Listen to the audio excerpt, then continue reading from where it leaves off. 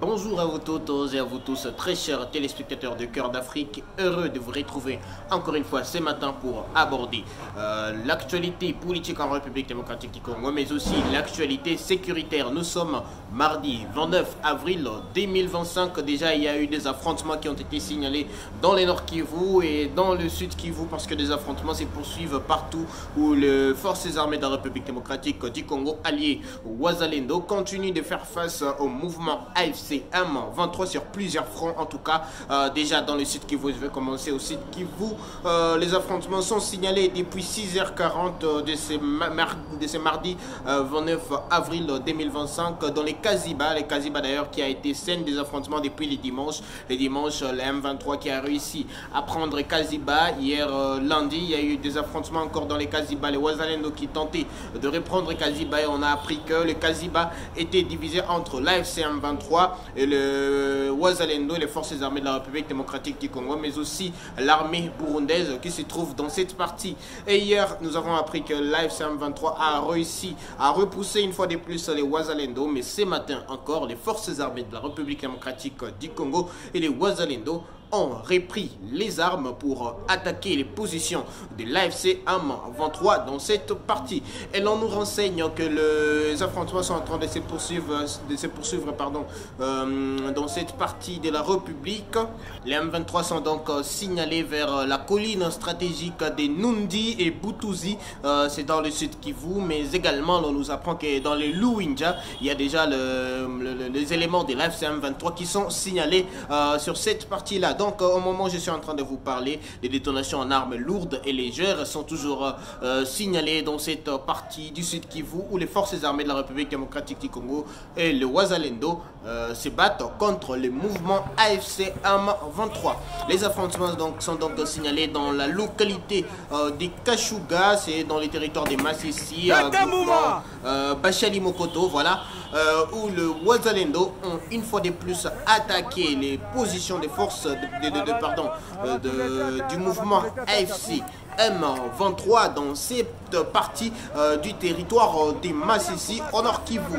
L'on nous apprend également que les Wazalendo sont visibles depuis ce matin dans les Kashuga Centre parce que les affrontements ont débuté depuis 5 h du matin, à en croire les habitants de cette partie du pays qui nous renseignent que c'est depuis 5 h du matin que les affrontements ont commencé avec des détonations, des fortes détonations en armes lourdes et en armes légères qui se font entendre et qui sèment la panique dans cette partie du pays. Et on apprend que l'AFC M23 aurait fait un repli stratégique dans cette localité pour se repositionner aux alentours. Mais les Wazalendo rapportent que le M23 a fui la force des frappes dans cette partie. Donc voilà, des sources concordantes renseignent que actuellement dans les Kashuga Centre, ce sont les Wazalendo qui sont visibles dans cette partie et qui contrôlent cette partie du territoire de Massissi.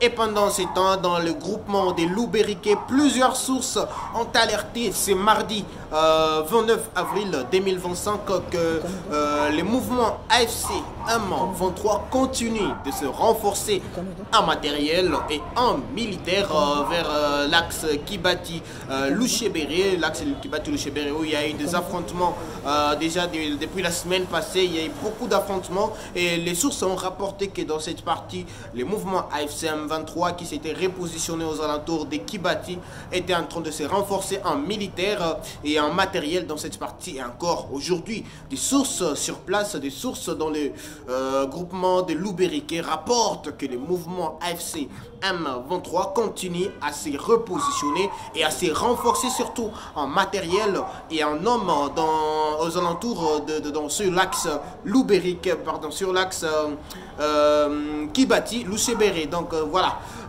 c'est une situation donc d'alerte dans cette partie parce que la population de cette partie est en train d'alerter sur ce repositionnement de l'AFC M23 et qui craint bien sûr de nouveaux affrontements qui pourraient éclater dans cette partie d'un moment à l'autre. Mais retenez que jusqu'à présent dans les Loubériquets, il n'y a pas d'affrontement. En tout cas c'est mardi 29, il n'y a pas d'affrontement dans cette partie. On signale juste le repositionnement, le M23 qui continue à se ravitailler en matériel et en hommes. Et donc, pendant ces temps, il y a aussi d'autres sources. D'ailleurs, news.cd rapporte que l'AFC M23 continue à faire des recrutements illicites. Donc, selon notre source de news.cd, l'AFC M23 continue à recruter des jeunes contre leur volonté d'ailleurs dans les provinces du Nord Kivu et du Sud Kivu, parce que ce sont les deux provinces contrôlées par l'AFC M23, et il y a la population de cette partie qui est en train d'alerter. Donc c'était un article de news.cd qui a fait un regard sur cette situation dans les deux provinces, bien sûr. Et d'ailleurs je vais vous proposer de suivre, comme vous êtes en train de les voir en image, je vais vous proposer de suivre un des témoignages de ceux-là qui ont été rescapés dans l'affaire de jeunes qui ont été recrutés par l'AFC M23 et qui ont réussi à s'échapper. Donc voilà, suivez un peu cette vidéo.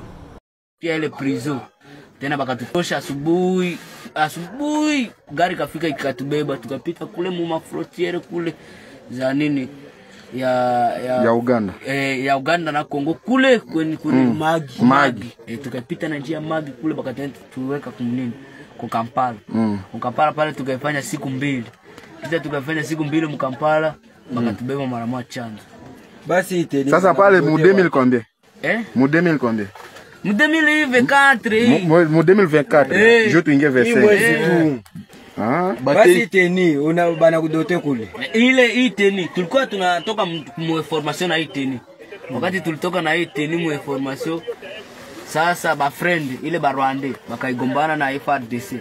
Wakasema bakaenda leta raporo ile FARDC nye baligombana nao boko na ile madoa. Ndio bakatushanje ile teni. Me unavalaga na hii yetu. Ile bakikuona nazo tu. Bakikuona nazo tu bana kuua. Me baba vala ki marga teni tu. Iko hii madoa na hii. Sasa tunaongea kuna takia, sasa tunatafika kwenu kule. Bakubwa wenu yote hii sasa tunaongea ni mnasikiaka kule. Sisi tunasikiaka gizi Mungu nafika tu atake. Tunaiwaka mara moja bakubwa wanasema leo FARDC kunaenda moto. Tunakuwa pia. Mesi kama tuko naenda kwa atake ni amuiwaka. Ndio kuna na motolora vile sisi tunasema mwenye mnasikiaka kule. Si bakubwa wenu iko nyeba na banaongeleshaka na bakabweze vile. Bakubwa ndio banaongea na bakubwa wenu kule. Banaongea bi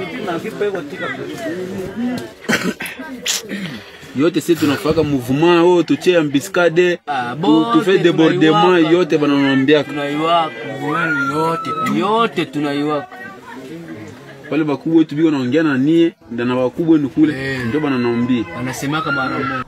Voilà, après cela, il y a aussi un autre qui serait aussi rescapé dans les Tchanzou, dans les centres des Tchanzou. Donc là, c'est au sud Kivu, où il était promis il était parti pour être formé à devenir magistrat avec l'AFC M23. Mais voilà, il a fait aussi un témoignage sur ce qui se passe exactement à Tchanzou et à Rumangabo, parce que c'est là que se trouve le centre de formation de l'AFC M23. Suivez ces témoignages. Mhopitali ya Chanzo ndio natoroka ngekufia kule.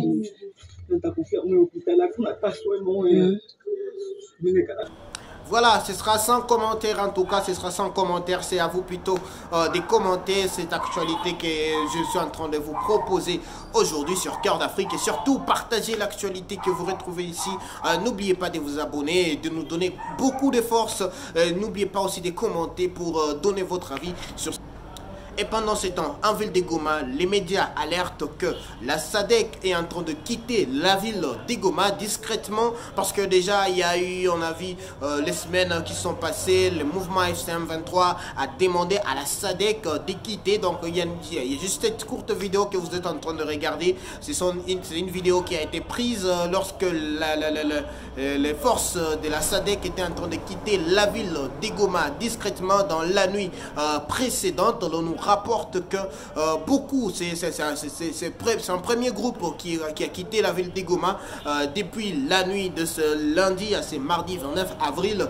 2025. Donc voilà, retenez qu'après la demande de l'AFC M23, donc après l'attaque survenue sur la ville de Goma, où l'AFC M23 a accusé le force de la SADC d'avoir aidé le Ouazalendo à attaquer la ville de Goma alors que le M23 contrôlait la ville de Goma, l'on apprend que finalement, la SADC est en train de quitter discrètement la ville de Goma. Donc, des informations qui ne sont pas encore confirmées par la SADC elle-même. Mais comme c'est un retrait qui est dit être discret, la SADC pourrait ne pas s'exprimer par rapport à ces retraits que les médias, d'ailleurs, en ville de Goma, les médias partout en République démocratique du Congo alertent. Donc, voilà, c'est ce qui se passe en ville de Goma. La SADC est en train de quitter après d'ailleurs le temps qu'ils ont passé où ils se sont battus contre l'AFC M23. Après ils se sont entendus avec l'AFC M23 pour la réhabilitation de l'aéroport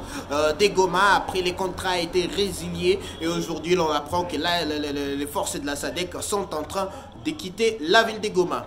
Voilà, on va y revenir peut-être dans la prochaine production avec plus de détails. Et pendant ces temps, pendant que la SADC quitte Goma, pendant que l'M23 est accusé de faire de recrutements illicites, pendant que les affrontements se poursuivent dans la province de l'Ituri, à Bunia, plus précisément d'ailleurs la capitale de la province de l'Ituri, les formations des militaires et des policiers se poursuivent. D'ailleurs, il y a eu une formation de tir qui a été rapportée hier lundi 28 avril 2025 où les forces armées de la République démocratique du Congo et les éléments de la PNC étaient en train de faire des entraînements, des tirs. D'ailleurs, je vais vous proposer de suivre ces reportages. Cadre des renforcements des exercices militaires au champ des tirs des Rois-Para à une dizaine de kilomètres de la ville de Bunia. Un nombre important de forces armées de la République démocratique du Congo et de la police nationale congolaise a procédé au tir des armes vers des cibles bien définies. À l'exemple des beaux commandants comme Kiduré, la vraie charité commence par soi-même. Le général-major Irbe Tambouka Bame ouvre la scène.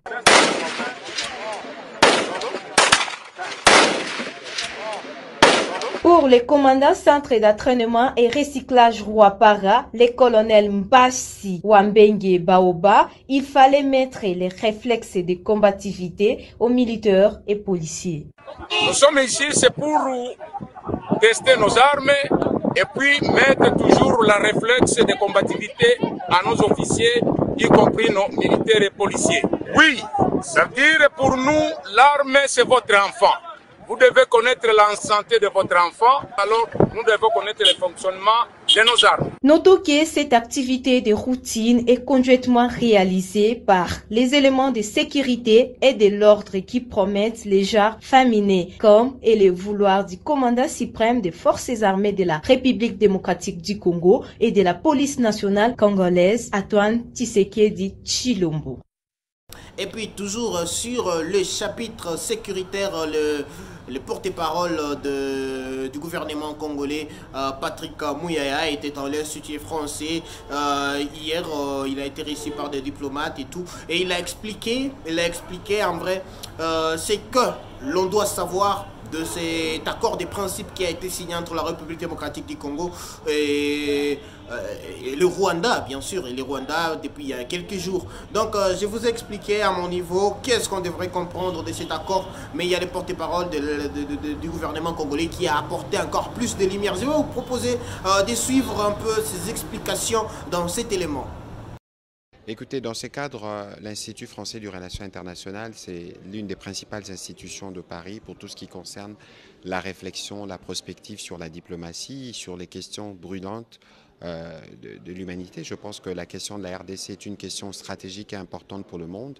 Il était important pour nous de repasser par ici. Vous savez que dans le cadre de notre travail sur la présentation des vraies raisons de cette guerre ainsi que de son évolution, nous pensons que c'était important de passer par ici. Et nous avons eu l'occasion de faire le point, en tout cas, de la situation depuis les motivations de la guerre, comment le conflit a évolué. Et aujourd'hui, nous sommes pratiquement au point de sortie avec notamment l'initiative américaine. J'ai eu l'occasion d'expliquer que cette initiative américaine s'effonde d'abord sur les efforts régionaux et que le premier principe sur lequel nous nous tenons, c'est l'intégrité territoriale et la souveraineté de la RDC, y compris sur son territoire et sur ses minerais. Je pense qu'il était important que tous les décideurs qui étaient représentés ici à cette table puissent comprendre l'action de la République démocratique du Congo et que bien au-delà, nous avons été, depuis les débuts de cette guerre, dirigés par le président de la République qui avait une volonté claire et ferme, de sorte que lorsqu'on trouvera une solution à cette guerre, que ce soit une solution qui ramène une paix durable, une paix définitive et qui nous permette de commencer à parler du développement d'abord de nous-mêmes, ensuite voir dans quelle mesure on peut construire une dynamique régionale pour que les autres pays puissent profiter des opportunités que la République démocratique du Congo peut dégager dès qu'elle réussit l'objectif du retour de la paix et justement du commencement d'un vrai développement économique dans cette partie du pays. On a suivi toutes les préoccupations qui, pour la plupart, voulaient comprendre ce qui se passe véritablement, surtout par rapport après la dynamique de Doha et de Washington, qui pour nous, c'est un, comme on dit en anglais, un turning point. Un turning point. Depuis qu'on a commencé la crise, on n'a jamais eu autant un investissement à haut niveau du gouvernement américain. Et que la déclaration de principe qui reprend toutes les problématiques telles que nous les avons sériées et présentées pour nous constitue une avancée. Mais il y a des discussions qui sont en cours. Nous sommes optimistes, nous sommes aussi vigilants parce que nous connaissons l'adversaire en face. Ici, je tiens à le rappeler qu'il est important que le soutien dont le président de la République bénéficie depuis les débuts de ce processus puisse continuer. Et ici, je veux profiter pour rassurer les uns les autres parce que vous savez, lorsque nous faisons de progrès, parfois, il y a toujours des gens qui viennent pour dire voilà, on va brader les intérêts du Congo, etc. Il n'y a aucune action qui n'est en cours, qui n'a fait l'objet des discussions précédentes, des discussions actuelles ou des discussions à venir, qui va compromettre dans le moindre once les intérêts de la République démocratique du Congo. Les intérêts de la République démocratique du Congo seront garantis de bout en bout. C'est cela la ligne directrice du président de la République et c'est ce sur quoi tout le gouvernement travaille. Bon, écoutez, il n'y a pas des récupérations américaines. Les États-Unis ont toujours été un allié de la République démocratique du Congo. Ils ont ramené leur sauce. Évidemment, tout le monde veut se joindre à l'initiative au regard du caractère stratégique de la RDC. Mais la question, c'est peut-être pas se joindre à ce qui s'est fait maintenant, qui se traite à un certain niveau et qui permet d'avoir des avancées. Mais il y aura, au terme de tous ces processus, lorsqu'il y aura le retour de la paix en RDC, la RDC est un pays qui est ouvert et les continents européens ou les pays occidentaux auront toujours leur place. Et je dois rappeler ici que nous avons atteint ces points, y compris aussi grâce au soutien des pays occidentaux qui ont manifesté clairement leur opposition au Rwanda, s'il faut parler de la Belgique, qui ont pris des sanctions, ou encore à la France qui est toujours derrière toutes les résolutions. Je pense que chaque continent, chaque pays a joué son rôle dans cette dynamique générale et nous espérons que les rôles des uns des autres pourront concourir à l'avènement de la paix, de sorte que lorsqu'on a la paix, on peut voir comment, de par les liens que nous avons avec les différents pays, voir comment les consolider et construire des liens plus avantageux au sens économique du terme. Merci.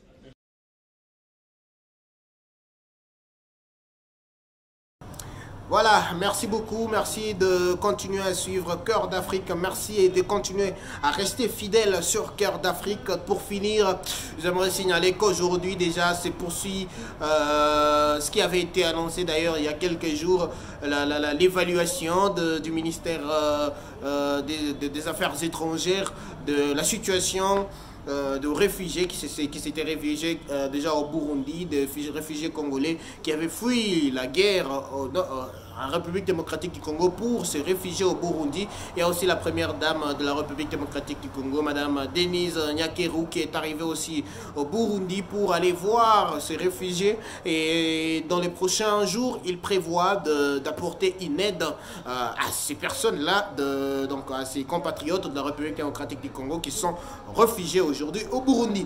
Donc voilà, restez branchés sur votre chaîne Cœur d'Afrique pour ne jamais manquer l'actualité. C'était la première sortie de la l'actualité de ce mardi 29 avril 2025. C'était Silva Kandouki. On se retrouve dans les prochaines heures pour décortiquer parce que la situation en front continue à évoluer. Il y a des affrontements qui continuent à être signalés. Il y a aussi la situation politique qui continue à évoluer. Je vous reviendrai dans les prochaines heures pour vous donner toutes les précisions sur ce qui avance. Donc, abonnez-vous et surtout partagez cette vidéo pour que tout le monde soit informé au même titre que vous. Merci et on se retrouve à la prochaine.